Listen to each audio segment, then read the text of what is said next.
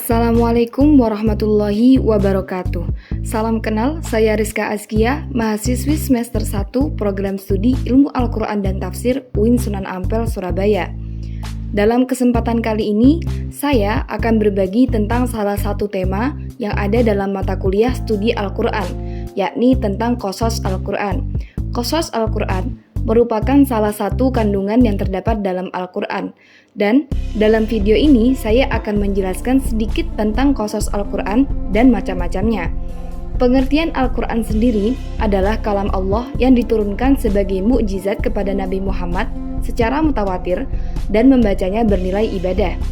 Lafadz qasas sendiri merupakan bentuk masdar dari lafadz qassa yaqussu qasason yang bermakna urusan, berita, khabar, dan keadaan.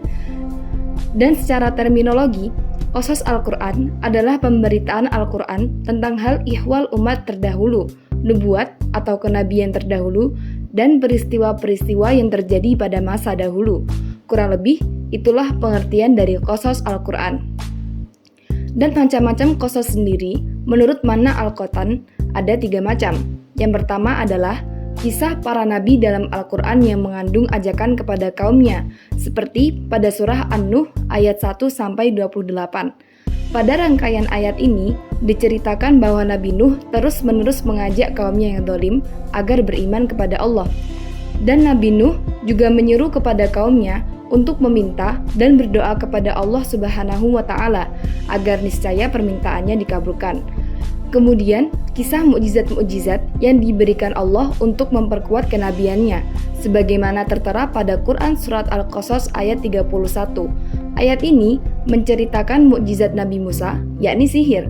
Ketika Nabi Musa melemparkan tongkatnya tampak bergerak-gerak layaknya ular yang gesit.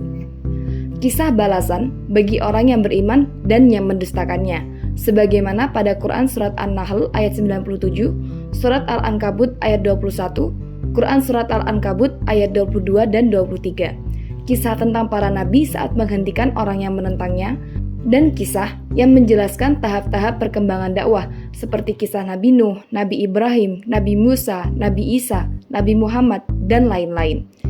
Yang kedua adalah kisah-kisah yang berhubungan dengan peristiwa yang terjadi di masa lalu dan orang-orang yang tidak dipastikan kenabiannya. Misal, kisah Talut dan Jalut seperti pada Al-Quran Surat Al-Baqarah ayat 246 dan ayat 247. Dua ayat ini menceritakan kisah ketika Talut diangkat menjadi raja atas kehendak Allah Subhanahu wa Ta'ala. Kisah 2 orang putra Adam seperti pada Quran Surat Al-Ma'idah ayat 27-31. Rangkaian ayat ini menceritakan 2 saudara, yakni Qabil dan Habil. Qabil memiliki hasrat untuk membunuh Habil, namun Habil memutuskan untuk tidak melawan balik, sekalipun Qabil benar-benar akan membunuhnya karena takut kepada Allah.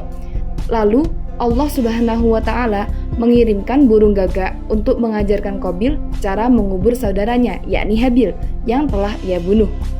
Kisah Ashabul Kahfi, kisah Zulkarnain, kisah orang yang keluar dari wilayahnya karena takut mati, dan lain-lain. Yang ketiga, kisah-kisah yang berhubungan dengan peristiwa-peristiwa yang terjadi pada masa Rasulullah, seperti peperangan, sebagaimana pada Quran Surat Al-Hajj ayat 39, ayat tentang hijrah, seperti pada Quran Surat An-Nisa ayat 100, ayat tentang Isra Mi'raj, seperti pada Quran Surat Al-Isra ayat pertama, dan lain-lain. Itulah sedikit pengetahuan yang bisa saya bagikan tentang pengertian Qasas Al-Quran dan macam-macamnya. Semoga bermanfaat dan kurang lebihnya mohon maaf. Wassalamualaikum warahmatullahi wabarakatuh.